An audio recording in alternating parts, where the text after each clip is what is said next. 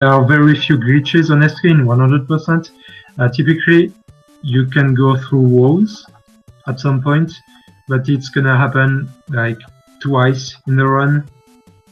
So glitches have a very small impact in SMB3, honestly.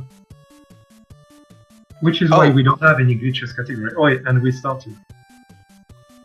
So I have another very important question. Go ahead. So in the any percent category for this run, Yep. you go through very quickly. You grab the 2 flutes and 1 3 and 1 fortress, and then fly to quote World 9 and go to World 8, and then. Yep. Oh no, you don't actually go to World 8 in any percent. You go to 7-1, and you do a wrong warp to the end. Oh, wrong warp, yeah. Okay. So let me say any percent no wrong warp. Yeah. So you go to the one where you actually have to kill Bowser. Yeah. So, but you go into World 8, and there's one portion where you cross these hands that would come out and grab you. Yep. In 100%, you have to beat all 3 of those, don't you?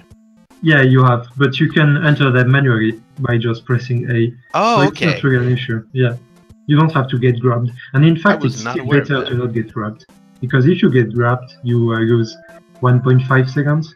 So yeah, about 100% and World 1, it's actually pretty rough from the start. Like, I'm not trying to diss Super Mario World or anything, but in Super Mario World, for example, the first stage of the run is really easy. In SMB3, we actually die very often in 1-1 and 1-3. So the start of any run, particularly for a marathon, is pretty scary. And then, okay, there are auto-scrollers and all, but honestly, well, you don't really care. When you run 100%, you don't really care about watching auto-scrollers. It's usually more annoying for viewers. Except for this one. 1-4. Okay, 1-4 is really, really bad because it's not very long. It's like, I don't know, 45 seconds, 1 minute, I don't remember. But you play it almost every reset, so you play it so many times, it becomes really, really annoying. So one of the tech you can see here that they're pulling off is so they're running into the star or to the card at the very end of the stage as quickly as possible, except in the 3rd stage, because they don't want to match all 3, because that takes way too much time. So if you run at full speed, you're always gonna get either a star, and most of the time it will be a star, or you can get a flower sometimes. So usually we just try to go at full speed to get a flower. And then if you get a flower, you're gonna most likely get stars afterwards, so you never have to slow down and you avoid fireworks, because if you get all 3, you get fireworks. Right. And yeah, if you get 2 stars, you will force your speed to decrease a bit, and you will kind of force either a mushroom or a flower. So for example, right now he has a flower. So he's not gonna have to slow down for anything, he's just gonna go for it and normally get stars. Like in this one, yeah. So we've seen some very interesting movement tech here. I don't know if we even mentioned it, but even in the first couple levels it looked like there were some very precise jumps he had to make to get through as quickly as he did. And you don't even think about that. Yeah, the particularity of SMB3 is that when you have P-speed, you go really, really fast. Like well, I can give you the number precisely. The speed is actually 56. What 56 means is 56 subpixels per frame, which means 3.5 pixels per frame. So it's, really fast. To give you an idea, the normal speed that Mario has in this game, like without P-speed, is the equivalent of continuously sliding in Mega Man 3, if I remember correctly. So the screen scrolls really fast when you have P-speed. And the thing is, this stage has pretty tight design, like it's really action-packed, and the stages are not very long, particularly with P-speed. So what happens is, as long as you have P-speed, you're gonna be able to pretty much always jump on something, you're gonna be able to reach something with a full jump because you go so fast and so far.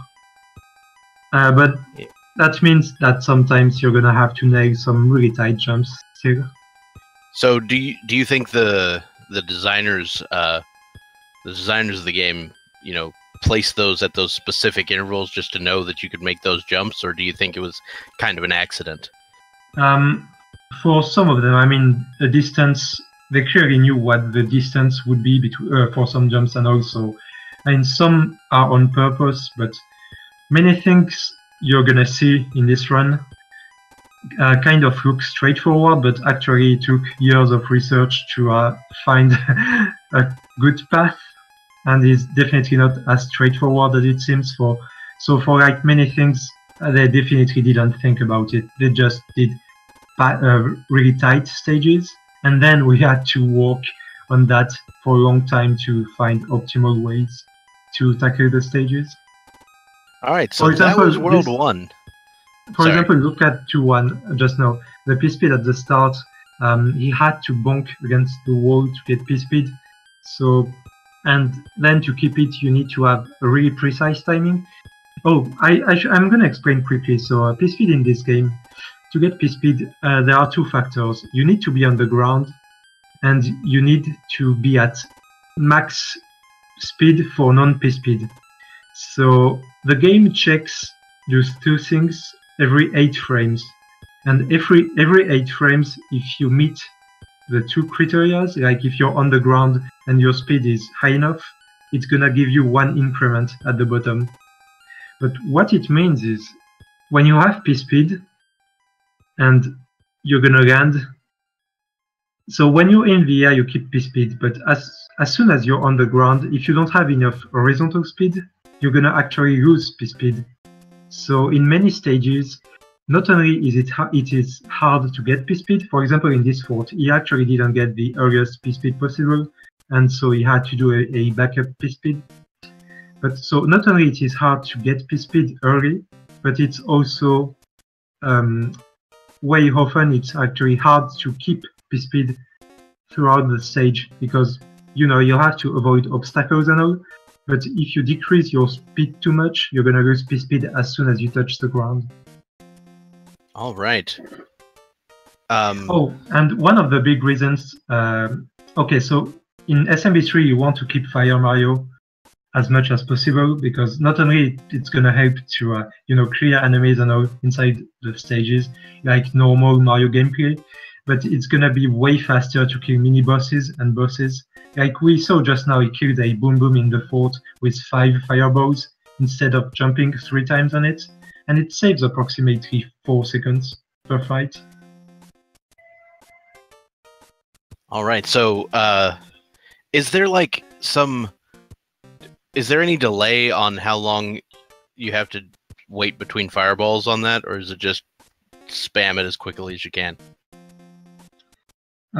So you can have 2 fireballs on screen at the same time, but that's actually, okay, a big, well, no, it's actually not big, but a difference between SNES, which is on, well, Super Famicom, and NES version, is that when you play on NES and you want to fireball, you have to release B, and B is what you use to run in this game. So for some strats, it can be tricky to hold B to get P-speed, but release B with the correct timing to throw a fireball without losing your P-speed meter. But in the SNES version, many P-speed strats are actually easier because you don't have to release run. You have 4 buttons, and 2 of them actually throw fireballs. So you can just use your second button to use fireballs while still running. Interesting. So when you say the fireballs, when you fire them,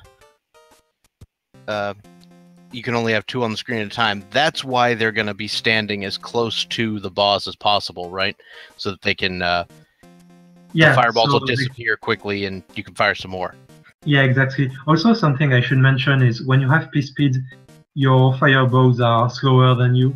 So you can see You can see it in stages if you pay attention. So if you run with speed, it means you can't kill enemies in front of you. Well, you probably can with a frame perfect fireball, but I'm not fully sure you can always do it. I think even the task has to slow itself down a bit. But yeah, it means you always have to maneuver to either slow yourself down to be able to fireball, or you have to avoid the enemy completely to not have to fireball it. Interesting.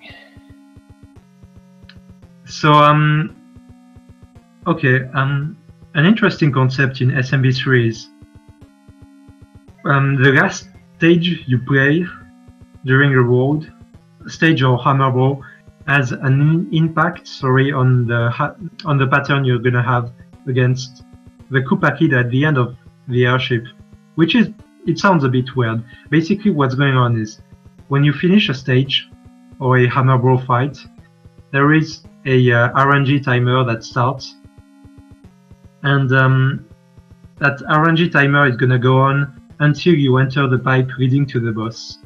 But because almost everything leading up to the boss is an auto-scroller, you can anticipate the pattern you're gonna get depending on what stage you played last. And for 100%, because in most worlds in 100%, you're gonna end the world with the same stage because you play everything anyway. But that's not true of every world, and World 2 in particular, you saw we finished the world with the fireballs at the right, which means that the pattern is going to be based on that. And I'm actually not sure, because the patterns are different between NES and All Stars, so I have no idea if he's going to be able to fire kill the boss or not. So the boss, or the timer you said begins when you complete that level. Yeah. Does it run while you're on the map moving around? Yeah, it does. But so your map movement needs to be pretty precise then, or no? Yeah, it needs to be consistent, but the patterns are not like, they don't fully change every frame. It's a bit more complicated, but basically the idea is the window is big enough that if you've prepared for it, you can know in advance what pattern you will get depending on what the last stage is. Very interesting. Looks like we didn't get the fire kill here on. He did a fire kill. He did a mix of the two. I was honestly half watching, but I saw some fireballs, and I'm pretty sure he did a mix of the two. But it doesn't accumulate. Like, you can kill a Koopa Kid with 10 fireballs or with 3 jumps, but if you jump twice, you still need 10 fireballs. And if you hit with 8 fireballs, you still need 3 jumps. So it's basically 2 separate health bars. So yeah, we're entering Water World, and in SMB3, World 1 and 2, I wasn't talking much about the specifics for every stage. There is some tricky platforming, but World 1 and 2 are pretty much the introduction to the run, and it's not really intense yet in terms of strats. A few stages around there are really technical, like Pyramid, but in World 3, it's when the game really starts to kick in. And so I did not even know you could get over the top of that thing in World 3-1. Oh yeah, you can skip most of the water. So yeah, 3-2 right now, the P-Speed strat is pretty recent. Well, relatively speaking, like with nice. Holy crap! Yeah, that's a really insane strat. Getting that is impressive looking. Really hard, and going through the stage is actually harder than P-Speed itself, because the fish, you can go through the fish in every direction. It's really tricky. And yeah, that P-Speed strat in 3-2 we only started doing in like maybe 2 years ago, I think. I don't remember exactly. We knew it was possible, but it was too hard before, and we didn't want to deal with it. Well, everybody say hello and goodbye to Big Boss Bass. Yeah, it's not too threatening, honestly, compared to casual game. So he grabs that, slow down a bit for the mushroom card. He's going to do that in advance, I guess. So in this fort, you want to enter the door number 6, but okay, he didn't go for it. So the normal way is to go through door number 6, which he did. But if you go through door number 3, you actually have, I mean, you can re-enter the door with a 1 frame input, and if you do it, you're gonna skip directly to the boom boom fight. And it saves 3.5 seconds, but if you miss the frame, you lose 10 seconds. So usually we don't go for it in runs. It's actually in my PV, but yeah, usually we don't go for it. Wow, that's a... How does that work? You can re-enter doors in midair, and it just so happened that the exit door for door number 3 is tied to the boom boom fight for some reason, but you're not supposed to be. I mean, I don't think they realized you could re-enter, so they didn't care where the door went to. Now, isn't that particular 3-5 there, if you go down into the water, doesn't it turn into an auto scroller at one point? No, it's only okay, I'm making that up. Water. Yeah. So yeah, you used a P-wing there, first big item used, because yeah, flying over saves a lot of time. It's a bit annoying because you lose fire, but really conveniently, in 3-4 you can go through the stage with a D-boost at the start, which is super easy and really fast. And then in the autoscroller it's gonna get fire again without losing any time, well, almost. Because, I mean, you freeze the screen when you get the power-up, but that's all. So yeah, now we have an autoscroller, 3-6, and he's gonna get fire instantly. Everybody get out the resident sleepers. 3-6 is actually a bit tricky. I mean, not a stage itself, but at the end, you can do a P-speed strat to gain a bit of time, because like at the end of the autoscroller you enter the pipe, and then it stops being an autoscroller, but the stage ends.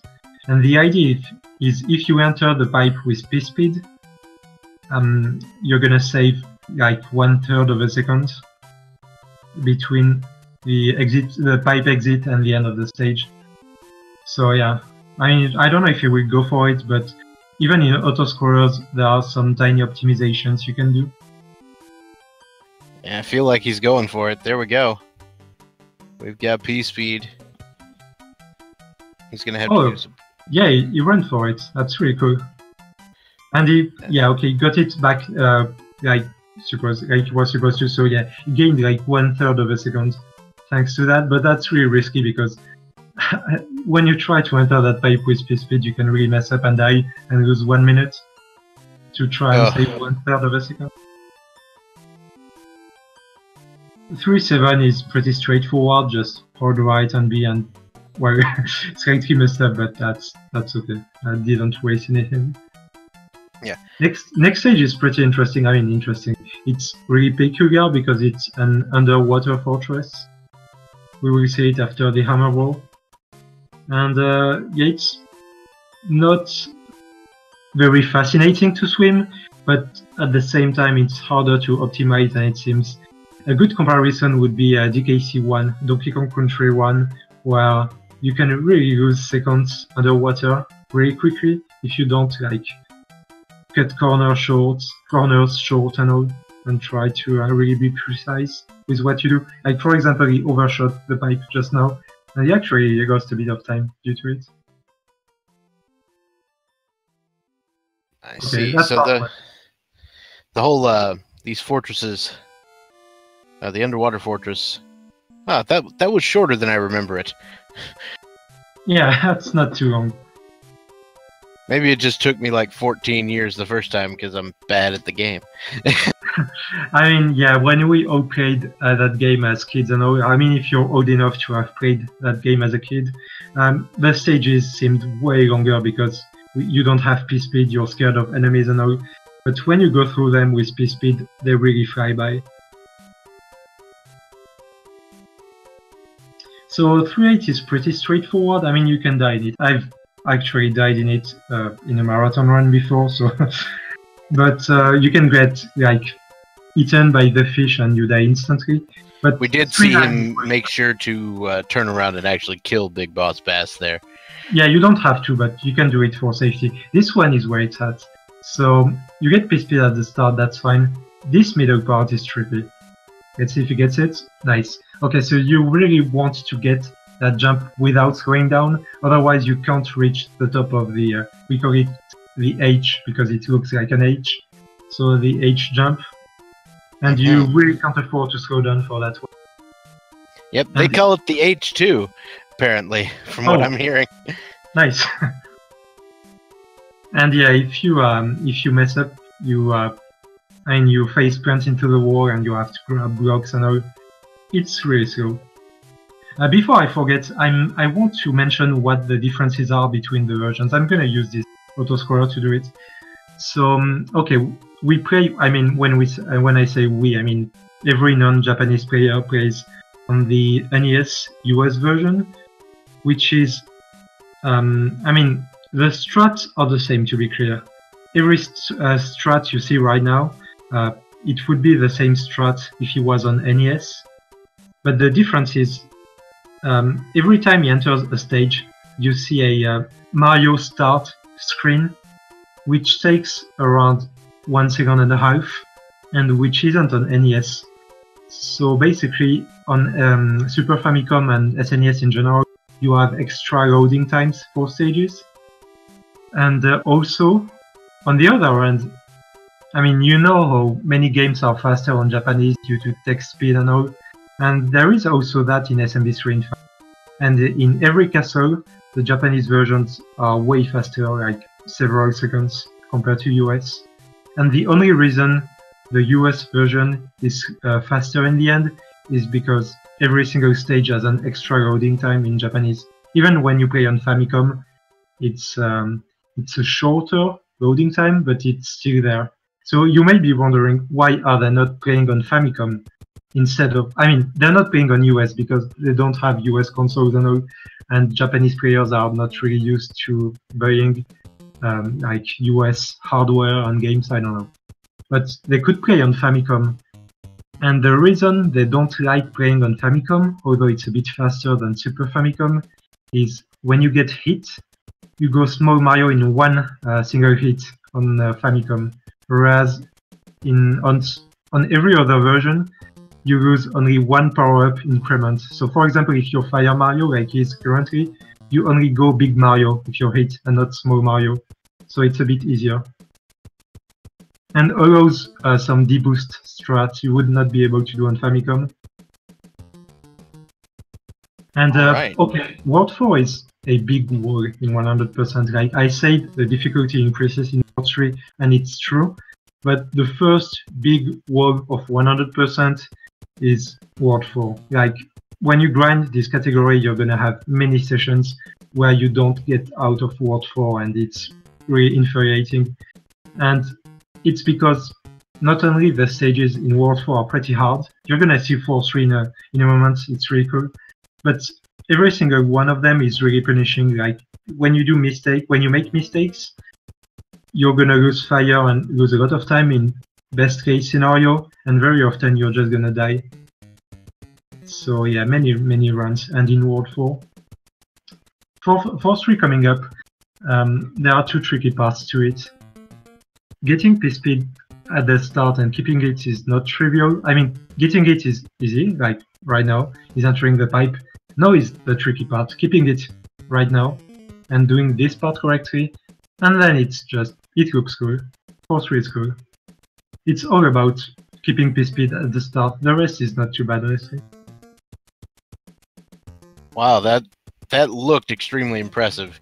If you're saying that's easier than it looks, it's a bit easier than it looks. I mean, I wouldn't say it's one of the easiest stages, but yeah, it's definitely easier than it looks.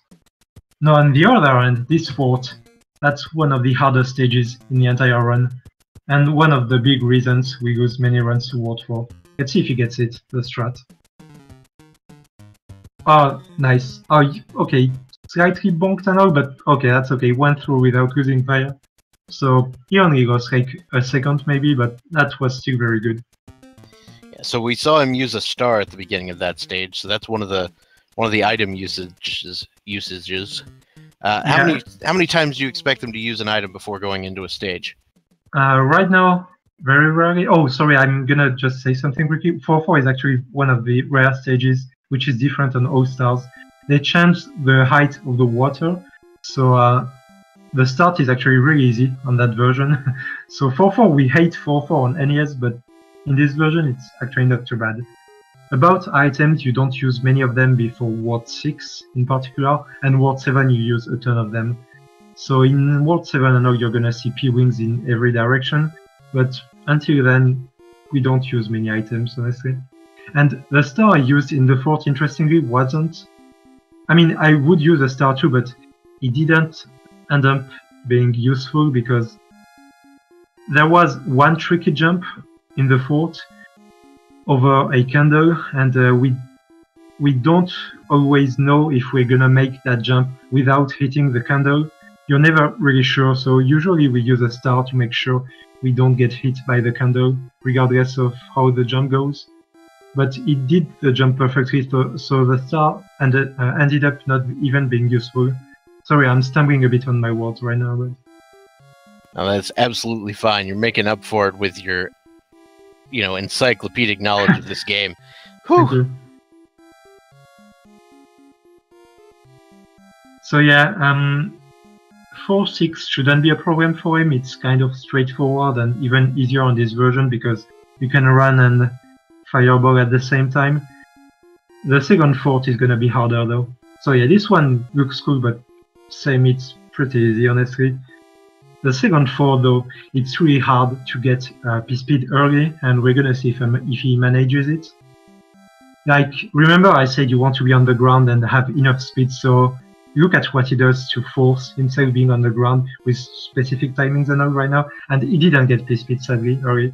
So he could have got P-Speed in this donut part, but yeah, you need a really precise timing for your jumps, and you can do the entire stage with P-Speed. And that's a pretty big strat, like, it's gonna save 4 seconds in a run, so you really want to nail it. I mean, in a marathon it doesn't matter much, but in an attempt it's a big difference. So, what would you consider a decent time for this runner? What do you think he's gonna aim for in the end? So, let's see, his PB should be 1:13:40 something, and in a marathon, if he gets 1:15, that would be really good. I think he would be really happy with 1:15. I think 1:14 would be exceptional for him for a marathon, probably. I mean, there is no way he's gonna get 1:13. 1:15 would be great. Like, if I were him, I would shoot for 1:15. And yeah, he has... Oh, by the way, the runner in question has the best time on this version. His PB, as I said, is like 1 hour, 13 minutes and 40 something seconds. I don't remember precisely. Maybe 30 something. But yeah, he's #1 in Japan. If you're wondering how it translates to the NES version, it would probably be like a mid 1:11 time. No, maybe high 1 hour and 11 minutes time, I think, something like that, which is really solid. I mean, not many runners have that on NES.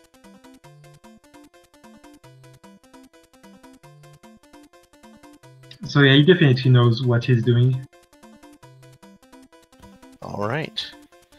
So this is a particularly long auto-scroller, the Airship 4. Yeah, this one is really famous for being particularly slow. I don't know why, but they made it twice slower than normal auto-scrollers. I think twice? I don't know. I think it's twice slower, but whatever.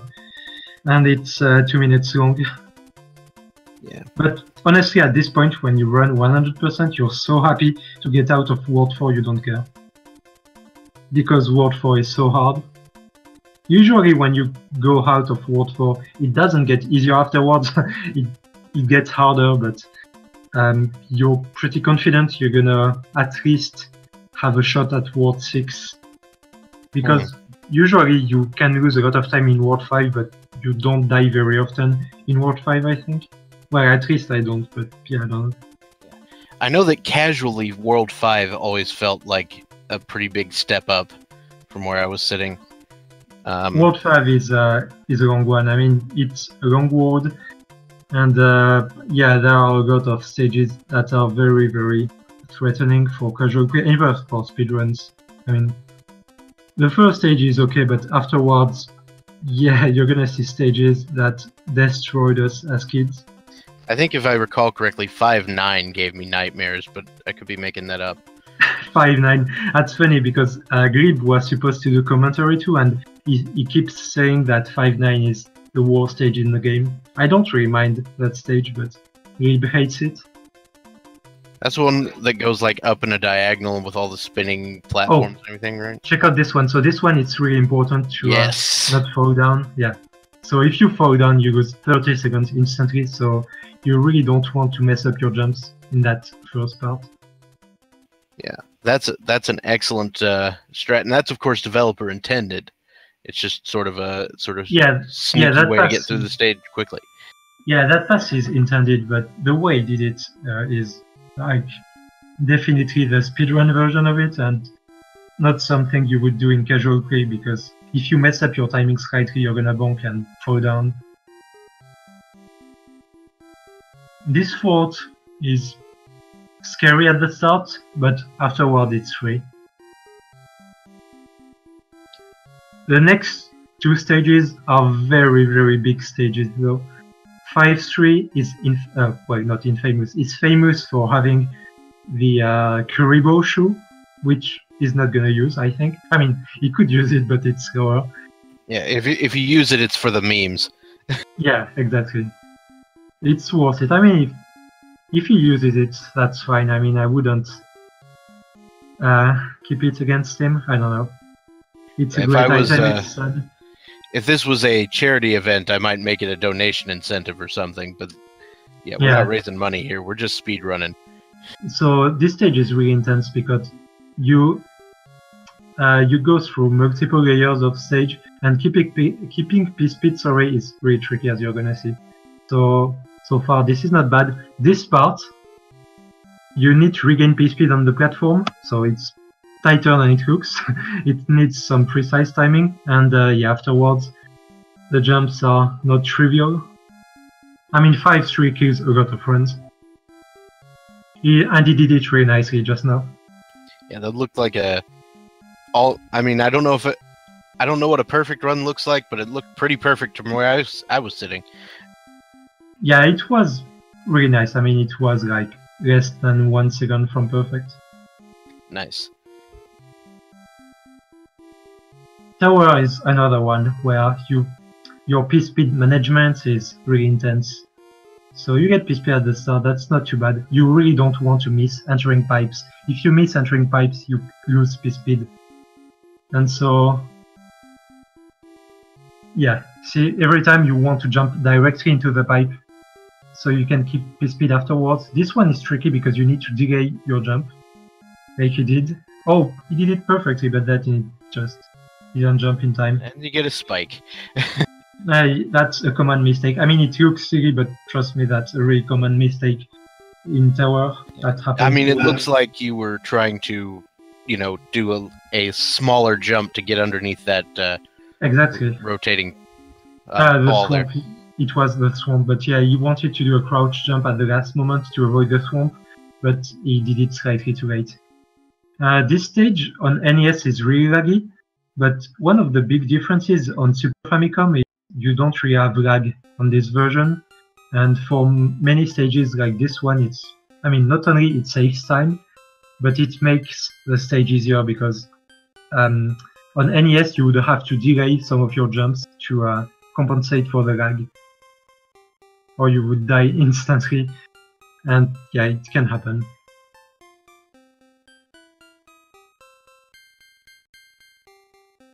And yeah, the next autoscroller is gonna have, 5-3 had the Kuribo shoe, which he didn't use. The next autoscroller as an enemy you see nowhere else in the game. He's starting with 7, okay, that's fine. I would have started with the auto-scroller because you can get a leaf, and then you can deboost this stage to get the fire grab with P-Speed, but he probably doesn't know the strat. It's a really advanced backup, and he's probably not familiar with it. So he started with this one. That's fine. Yeah, at least he got his fire speed or his fire back. Yeah, that's the most important part. So we're gonna deal with this Hammer Brother real quick.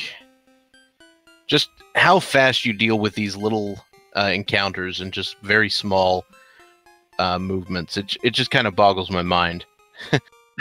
Yeah, and you really actually need to practice them. I see a lot of runners like working a lot on stages, and then they lose like 1 second on the hammer ball fight, and it drives me insane. Like when you practice SMB3, please pay attention to things like that because it really adds up a lot. And sometimes just working on the hammer ball fight is gonna save you way more time than just trying to do an impossible strat in some stage. So yeah, it's important to pay attention to it. So yeah, see these enemies, the Parabitos thing, I think they are called or something. You don't see them anywhere else in the game. All right. So while we're doing this auto scroller, you mind if I let people know what they're watching here today? Yeah, go ahead. So today you're watching the second annual RTA in Japan Marathon, showcasing the best in Japanese speedrunning. And here on Speed Gaming 3, we're going to be streaming this all week, all the way till Sunday. So if you're ready for speedrunning, we have it here. Anything important going on in this fortress? I was gonna say this fortress is scary because if you jump too early and you die, which is exactly what happened. But yeah, he jumped too early and he realized it. He tried to compensate and all, and yeah. Boy. It wasn't really jumping too early, but I think he did an unintended timing and it really threw him off and all. Sometimes in this game, when you have one jump in mind and you have to suddenly switch to a different jump, it can screw with your muscle memory, and you try to salvage it and die like that. And yeah, sadly that's... When I said earlier you don't die very often in World 5 in most stages, this stage is the exception. People die in this one. Alright, so where's the next fire source? You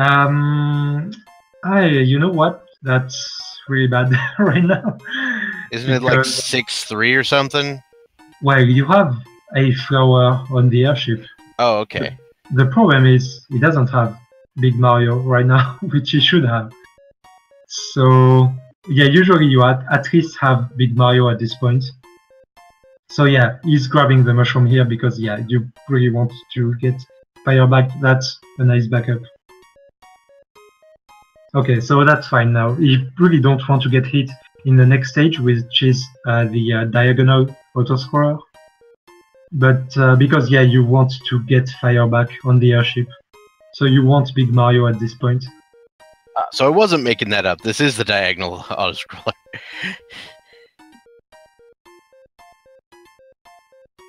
I remember just having a real hard time dodging the like flaming cannonballs that come after you here. Yeah, it's... I don't know. I personally like this stage, but many runners seem to dislike it and be a bit scared of it. I think it's fine. To answer the chat, the reason he's not using many items right now is because all the big items like P-Wings typically and hammers, well, he used a hammer in War 2, but anyway, he's gonna use P-Wings in War 6 and War 7 in particular.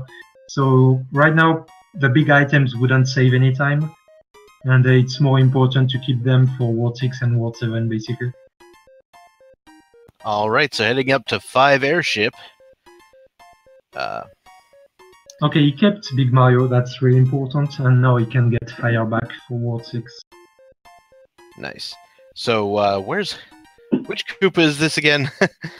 It's Roy in War 5. Right. That's what I thought.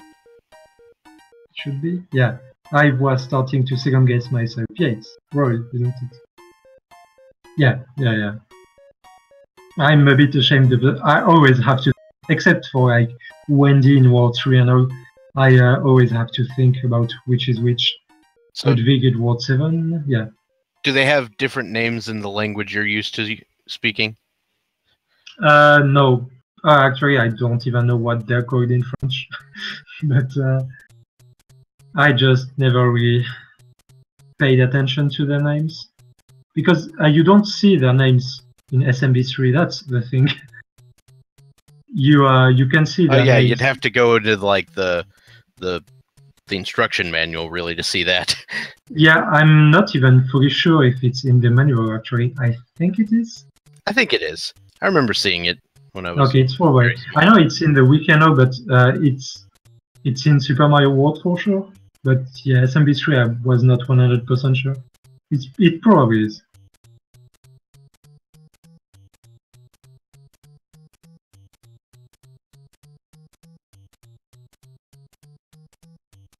So yeah, World 6, I feel like I'm trying to one-up myself every time, but I'm saying the truth when I say World 6 is the second hardest world in this run. The hardest one is World 7.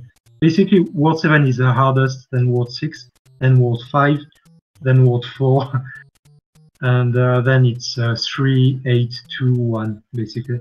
So 2, 1 is easiest part. World 8 is not too bad. And 7 and 6 is where it's at. 5 too. I mean 5, 6, 7 is the meat of this category. So from 2 on, you just the difficulty just ramps and ramps and ramps. Yep, until World 8. And I'm thinking the reason 8 is so is considered less difficult is because, well, for one, you know, a lot of that has been optimized well over time, so people know exactly how to get around in World 8 from back when you would do the any % route by going through World 8. Yeah, importantly too, there are a lot of autoscrollers. Yeah, this stage is a bit scary. You can, if you mess up a jump, you die instantly. And yeah, World 8 has a lot of autoscrollers too, so there are not that many normal stages to go through. Oh, so can we talk about ice physics? Oh, well, I mean, honestly, makes no difference. I mean, it does make a difference, but not when you have P-speed. Like, when you're running, it makes no difference. If you're just jumping and all normally, you would feel the difference. You would feel the slippery physics and all, but for speedrunning, honestly, ice physics don't matter. Ah, interesting. So, So if for some reason you had to stop and turn around, if you were doing that at P-speed, it wouldn't feel any different than normal? Yeah, it would. If you have to slow yourself down on the ground, I know you take a longer distance to slow yourself down. So actually, what can happen is, you know how at the end of the stage, you want to slow yourself down to get a mushroom to not have star fireworks typically, and it's really easy to mess up due to the ice physics. So you have to compensate a bit. Can you miss the box entirely? Yeah, you can, and I mean, yeah, if you do it a bit weirdly. I mean, I've gotten stars on accident. I've missed the box before and all, so it matters a bit for that. Oh wait, I'm gonna talk about this stage because that's important. Now, one of the big reasons you want 2 power-ups right now is so you can do this deboost strat. So yeah, you want to not wait for the platform and just go through this part. Oh wow, that seems super risky. If you fail from this point on, you're kind of out of luck. Yeah, and you want Small Mario here because you want to go straight with the star to the boom boom, and in the last frames of the star you kill the boom boom instantly. Only place in the game you can do that.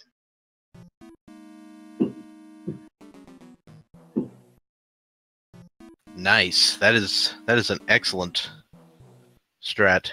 Oh, I just realized about ice physics. Yeah, it's gonna have also a small impact on the hammer ball fights.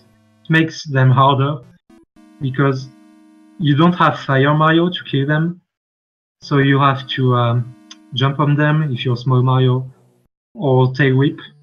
if you have Raccoon Mario. And yeah, it can be a bit tricky with ice physics. You can definitely face plant or mistime your jump or something. Okay, he's using a music box. He doesn't want to do it. The fastest option would be to do it small Mario without using a music box. But he's gonna wait to have Raccoon Mario and just kill them with Raccoon Mario to not die on them. Right, because if you die on those Hammer Brothers, they'll move again, right? So that's like a big time loss. Yeah, I mean, the main time loss is just because you died, but yeah, they're gonna move on top of it. This stage, this part is really scary. There are fish going out of the water and all. Yeah, this stage is 6-6 is really scary for once. Yep. So the Hammer Brother movement on the map, I know there's a lot of people who talk about that trolling you real hard. Like, I remember in the NES version, you can have them just kind of run around for like 20 seconds or something for no reason. Yeah, I'm gonna actually explain just after this stage, if you don't mind, because this stage is a puzzle game. Well, not puzzle game, a puzzle stage, sorry. And you're supposed to grab a Koopa shell here and fly to it. That's why I used a P-Wing, because you want to fly up there. And if you didn't enter the stage with a P-Wing, you would have to grab Raccoon Mario inside, and it wastes a lot of time and all. So the P-Wing saves a ton of time in this stage. And yeah, about Hammer Balls. So in World 6 in particular, they can get stuck together by going on the same square on the map.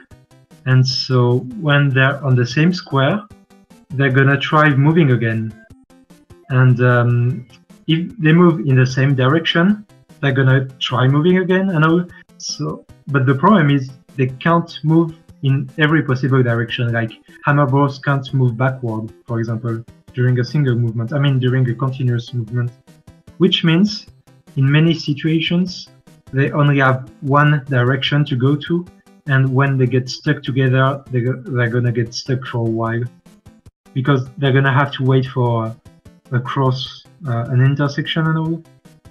And yeah, I mean, it's a convoluted explanation, but the short version of in World 6, Hammer Bros can really get stuck together and just run around the map for a while and make you lose a ton of time.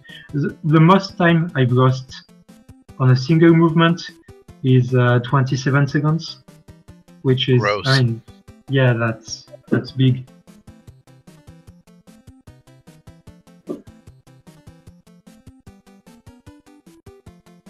So yeah, also while I think about it, so you may be wondering why Raccoon Mario was not used too much up to this point. So Fire Mario is really important to kill bosses more quickly and all, but also about Raccoon Mario is actually bad for speed. Because when you have P-speed and you jump, you're gonna fly, and flying is actually slow. It's really way slower than running on the ground. And also, after you fly for a while, you lose P-speed. But for stages like this one, flying is gonna save you a lot of time because you're able to go under things. The problem is you lose P-speed like right now, you just lost P-speed, so you have to really time exactly when you're on the ground, when you're flying and all, so you can regain your flight ability when you're on the ground and then fly again under the second part. That was a really impressive looking strategy for that fortress, I gotta say. Yeah, this fortress is actually really advanced in terms of strategies. It has some really nice possibilities. And now he's gonna want to get rid of...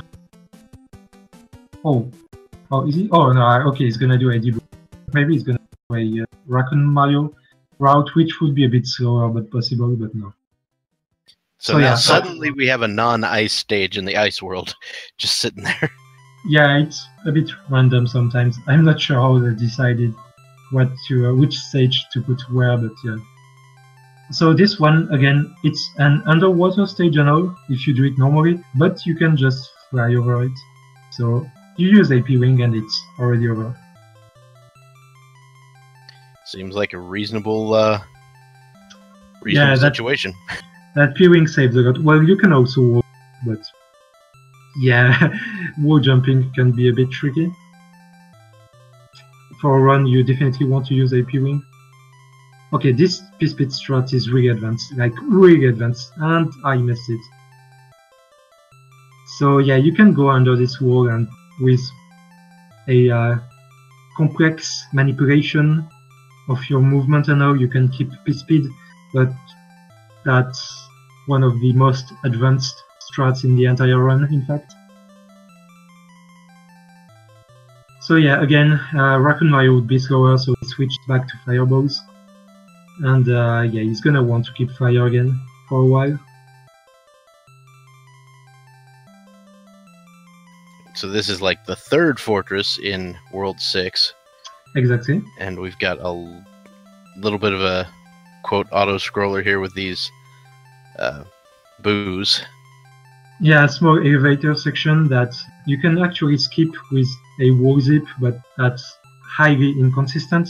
And you don't want to go for it in 100%, because if you mess up, you get hit on spikes, and you can't afford to lose Fire Mario at this point. So going for it is a massive gamble for something that has a very low % of success. Alright, so we move on to the 6 airship. This is yet another auto-scroller because for some reason they decided every final stage in every level needed to be an auto-scroller, except of course World 8, which just has its own share of which has all of the auto-scrollers anyway. Yeah, and funnily, I think to them, auto-scrollers were hard stages. Like, it forces you to go fast, relatively speaking, and for many kids, including myself, playing auto-scrollers was actually harder than playing normal stages. Obviously, for speedrunners, it's a nice break. You can just relax. You know you're not going to lose your run in the next minute. Now, if I remember anything about the last time I saw a 100% run of this, directly after this stage, we go to 7-1, and I think there's a pretty substantial trick there. Am I making that up? Okay. You're not. So, at the very beginning, I said there was no glitches category because glitches have a very small impact in SMB3, and 7-1 is the one big stage where it makes a massive difference. Isn't there also one in like 7-4 or 3 somewhere? There are some other advanced zips, but in most runs you're only gonna see 7-1 basically. But yeah, there are a few other possibilities in World 7 in particular to wall zip. But you're almost always gonna see only 7-1 for most runners at least. And yeah, so if you crouch jump just under, you need to be Big Mario too. What it's gonna do, you need to be Big Mario, so it's very important to not enter 7-1 Small Mario. And if you either crouch jump under the ceiling or standing first try, whoa, nice. Nailed it. So that's not only pixel perfect, but that's also sub-pixel dependent, and that's a 50% chance based on sub-pixels, even if you get the correct pixel. We call that macaroni and cheese for some reason. Getting it first try, that's really nice. Man, now I just want macaroni and cheese. Yeah, I understand. Oh, this stage. Okay, so at the start you want to build P-Speed back and forth and deboost because of this jump. This jump at the middle you want P-Speed, and if you don't have P-Speed, there are some hidden blocks, I mean some sort of Kaizo blocks that trap you inside and make you lose a lot of time. So you really want to build P-Speed at the start so you can clear that middle part. And losing fire was on purpose. You want to deboost through a plant to do it. He's not gonna need fire anytime soon. Because in this stage you can just hold right. This stage is actually the easiest stage in World 7, possibly. It's pretty straightforward. The next stage though, the next stage is a big one. You want to use a P-wing, whereas you don't fly over. But it's a maze with many hidden blocks and all, and using a P-wing will allow you to break some blocks to clear your way, and also to fly over some sections with, well, Kaizo blocks you're not gonna see. So for this one, you grab the shell, you use the shell here to clear the way. You want to grab this second shell, and this will allow you to destroy a block and go with speed under a wall in a second. Here. Nice. Then you want to find there are hidden blocks there, and there are hidden blocks in this last part, which is why you want your P-wing for, because you want to fly over this part to avoid the blocks. And this stage looked like nothing, but trust me, if you get hit early, it's instantly, your run is dead. If you get hit on accident early in this stage, your run is dead. And when you try to go fast, grabbing shells and all, you're gonna get hit sometimes. And we've all lost runs to 7.5 trying to go fast and just using the P-wing. And so at the end, you can't fly over the blocks, and you have to go around and all, waste a ton of time. Looks like we've got ourselves another water auto-scroller. Yeah, I have a confession to make. I actually really like 7.4. I don't know why, but underwater auto-scroller, and I don't know, I like this stage. And it's actually really intense. Usually, you know, I say that auto-scrollers were a sort of nice break during a run.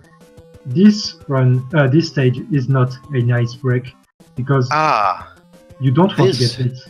This is the stage I was thinking of when I was thinking that 3.5 turned into an auto-scroller. I don't know what's wrong with me. Oh yeah, that's 7.4. And I understand. Mixed up. Say that, yeah, and that one, yeah, okay, I see what you meant then.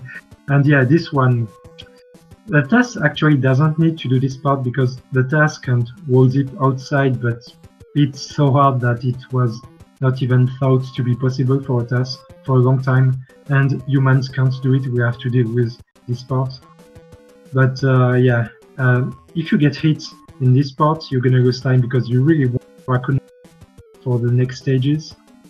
And the reason this stage is a bit intense for speedruns is the fish are completely random, so you have to adapt to what you get every time. It wasn't too scary because honestly it was pretty easy what you got, but sometimes you get really hard patterns and you don't want to get hit. So you use a star for this because, yeah, I'm going without invincibility, just annoying and long. A star makes it trivial though, count 1. So yeah, this is part of 100%. Again, anything gameplay, platforming, enemies and all, you have to do. And this stage is another puzzle stage, where normally you would have to activate an hidden P-switch and all, go get Raccoon Mario, and then fly to the top. But if you enter with Raccoon Mario already, you skip all the puzzle parts and just go straight to the Boom Boom, which is why you really want to keep Raccoon Mario. Yeah, I imagine picking up Raccoon Mario here would be a several, possibly minute plus time loss. Yeah. Oh yeah, not having Raccoon Mario entering would waste a lot of time, but you would probably play this stage first, use a P-wing in this one, is and then the go stage. Back. This is the stage I was thinking of where you can do another zip through it if you don't have a P-wing. Yeah, you can zip or you can fly over. You can't fly over 7.1, but you can fly over 7.6. And it's really convenient because 7.6 has elevators and all inside, and you really want to go inside. And now this is the big gauntlet of 100%. And yeah, that's... I mean, yeah, there is a reason I say the gauntlet of... And so he's gonna have to start with 7.7 because he doesn't have Big Mario anymore. Wait, maybe it's 7.7 you can clip through. Yeah, you can do a corner zip at the start of 7.7, but I mean, you can see it in my PB if you want, but not many runs of it because it's insanely hard and well, you can lose minutes trying to get it. Usually in marathons, what we do is we give it a few tries and play the stage normally. And yeah, the reason he went to 7.7 after dying in 7.8 is you really want to enter 7.8 with power-ups normally. So he's gonna play this stage first and then go back to 7.8. So he's using a P-Wing to skip the first part of this maze. This is a maze. He's deboosting on purpose because, again, firing is... And then he's gonna do the second half. Normally, maybe he's gonna go for a wall zip here. Oh, he missed it, but he tried to do wall zip, but yeah, he missed the jump timing. And so yeah, this is the big gauntlet of 100%. 7-8 is really hard and you can die really quickly like you saw at the start. 7-7, if you go for the wall zip, is gonna kill most of your runs. 7-9, you're gonna go for wall zips when going for example, PBs and all. And 7F2 is probably the next fort. This one is maybe the hardest stage in the game to do fast. He's gonna go for the P-Speed strat, I'm sure. So let's see if he gets it.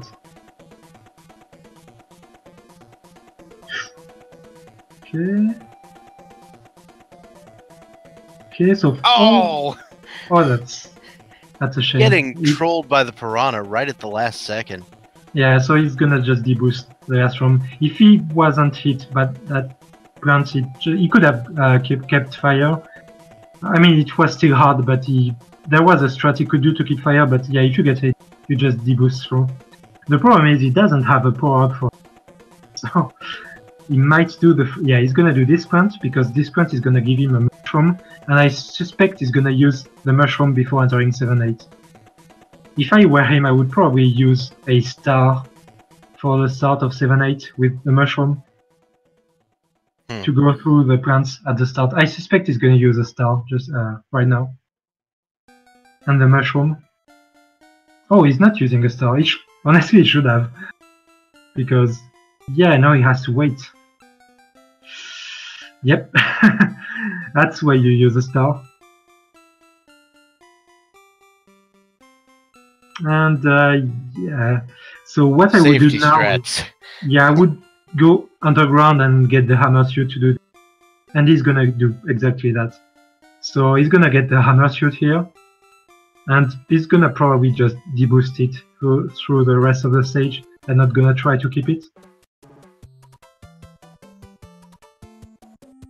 Oh, okay, he kept it, but yeah, I don't think he prepared for hammer strat.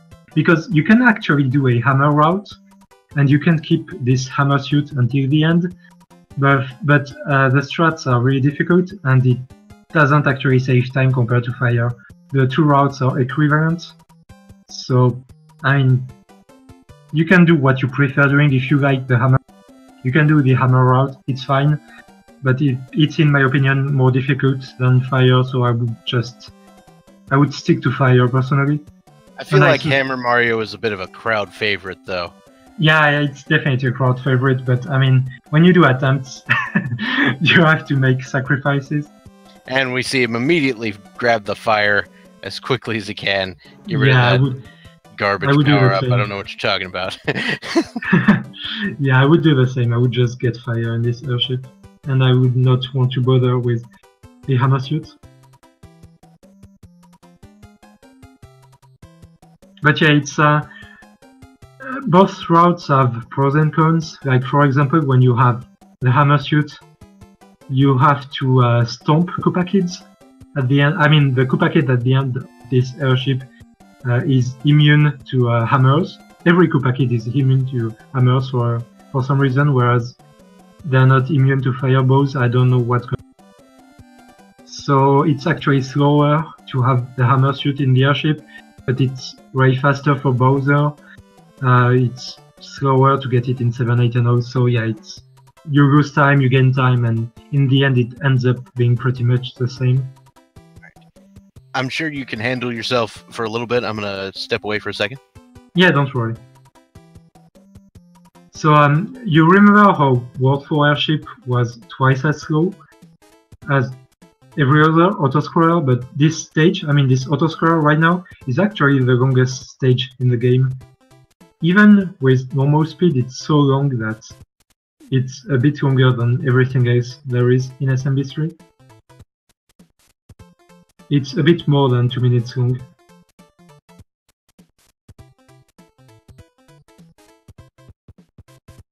And you can fire kill this.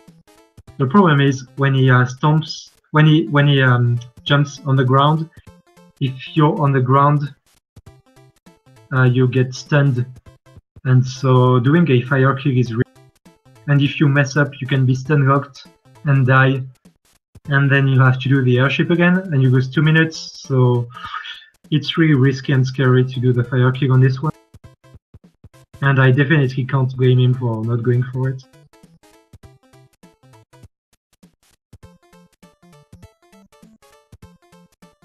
The foreigner on the couch, I glanced at the chat just now, is Akisto, who's there for Super Mario World.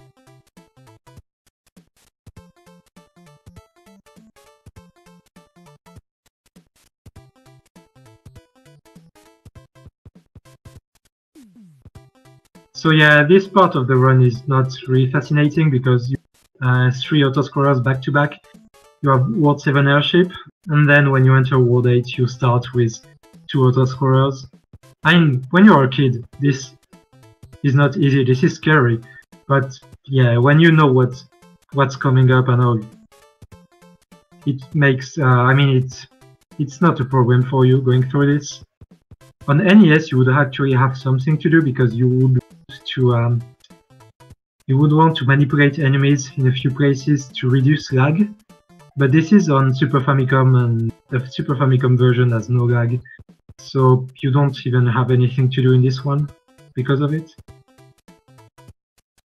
So no lag reduction strats. Yeah. Doesn't even matter how many bob-ombs you have on the screen. Who cares? Yeah, exactly. Because yeah, normally you would avoid having too many bob-ombs at.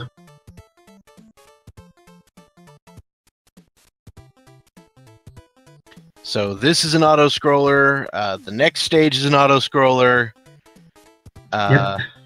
Then I think you've got the 3 hand stages. Yep, that you want to enter manually. If you're and then another auto-scroller. Sorry, if you're lucky, sometimes you can kill the summer ball before you shoot, and you save 2 seconds, but that's luck-based. And yeah, you have 4 auto-scrollers in World 8, but Air Force is fun. I mean, this one is not fun, I know, but the third one is actually pretty fun to play. Yeah, because it's a really fast auto-scroller, right? Yeah, it's twice as fast. And yeah, you can definitely die on it.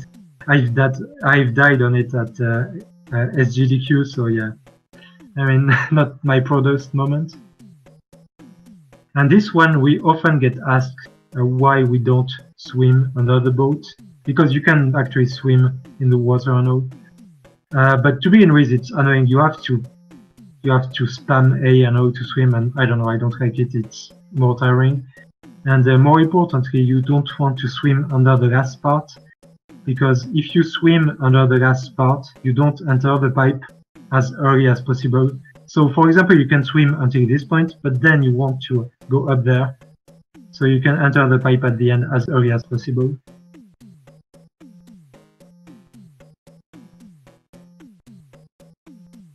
But yeah, otherwise this stage is free. There is really nothing to it. So yeah, this pipe, if you were swimming under, you wouldn't be able.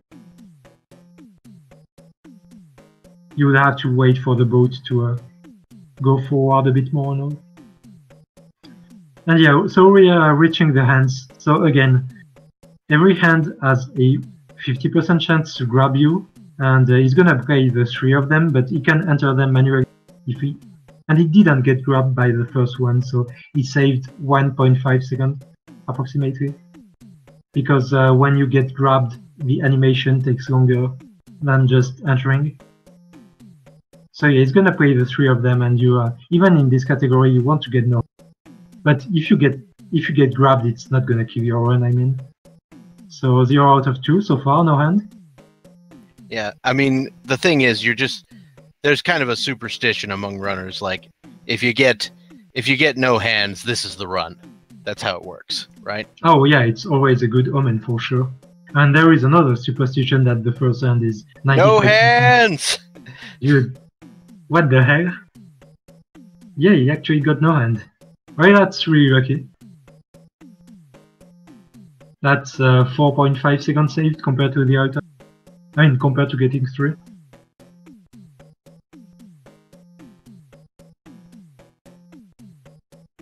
And so yeah, now we have Air Force, which many people kept P-Wing for as a kid. But honestly, I like this stage a lot. It's really fun to play. It's not too fast, but it's definitely way faster than other autoscrollers. And yeah, it's a bit tricky, because if you go too fast when trying to kill enemies, you can faceplant into them, or you can fireball timing and your fireball bounces over them and all. So you have to be careful for sure. Also, you can mistime your jumps and all. Yeah, that one he just did off of the tall one to the bottom one is the one I always fell on. Yeah, I can see why. So yeah, but yeah, so far, World 8 is... I mean, World 8, as I said, is definitely not one of the hardest worlds in this run. But 8.1 and 8.2, yeah, they're hard. 8.1 in particular, when people learn the game, getting P-Speed in this stage is a nightmare for many people. So he's using a star because he's gonna get P-Speed here, I think? Yeah, okay, I see. That's a good strategy. So I've never actually seen the background for World 8 in All-Stars. That's a interesting sort of thing there. Yeah, jungle background, whereas on NES it's all dark and all. Just straight black. What I heard is that they were actually running out of space for the game when making the game in World 8, so they kept everything black and all, save space in the cartridge. I don't know if it's true or not, but apparently that's the case. And so yeah, I mean, that seems legitimate. He got really unlucky. Yeah, he got a really bad sun pattern. He couldn't avoid. It's really unlucky, but he's gonna get fire back in the pool. Sorry, I cut you. I'm sorry, I reacted to this, so I cut you. Oh no, short. No, that was a... Yeah, you're the one who knows what they're talking about. Please feel free to cut me off at any moment. So yeah, this fort you can die easily as you imagine right now. Treadmills, lava, and this is the important part. So you activate this P-switch, and you want to reach the end part of the stage really quickly. So this door at the end is based on the P-switch you activated. So if the P-switch runs out, the door disappears, and you have to activate another one and wait an extra cycle and all. So yeah, you don't want to make any mistake in the second half, so you can do this in one cycle, which you did. So yeah, we have one more autoscroller and then Bowser Castle. And he's on pace for 115 right now, which is fine for him. I mean, as I said, I'm sure he's satisfied if he gets 115.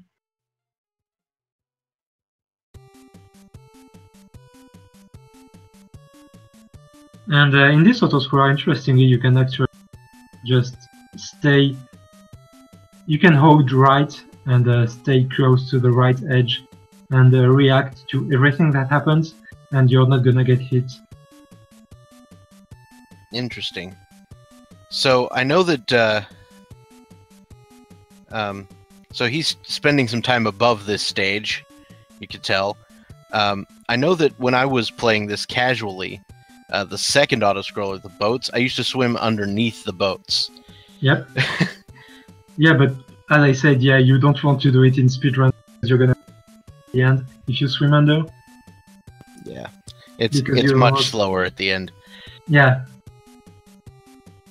This one though, you can't really, yeah, you don't have any way of doing it, and you can't cheat. As a matter of, as a way of speaking as a kid, you have to do it the normal way, basically. Or wait, at least you can use a P-Wing and fly over, but yeah. And so we're coming up in Bowser Castle, and that stage is intense in terms of execution. So we've got a couple of potential clips here. Yeah, he messed up the first one, but I mean, again, it's... Second one is free, if I'm not mistaken. Yeah, the second one is even in the official guide, the Nintendo official guide talks about this one and tells you to do it. So you just crouch jump over the box. You can get unlucky with subpixels, which is right now.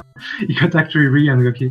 And yeah, if you get unlucky with subpixels, you can not get the wall zip. And this room, keeping P-speed in this room is hard at the start. But that's okay, you got it. And then you want 35 fireballs for Bowser. So let's see if he gets it. Shouldn't be a problem for him, he has 2 buttons to fireballs. So.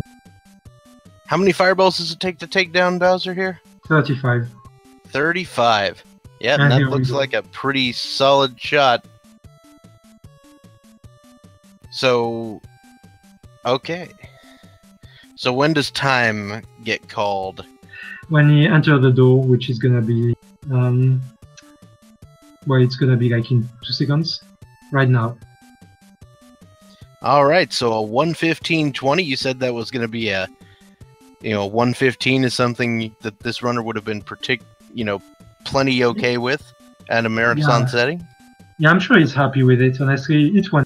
I mean, he died a few times, but it's gonna happen game. So that's really a solid run, for sure.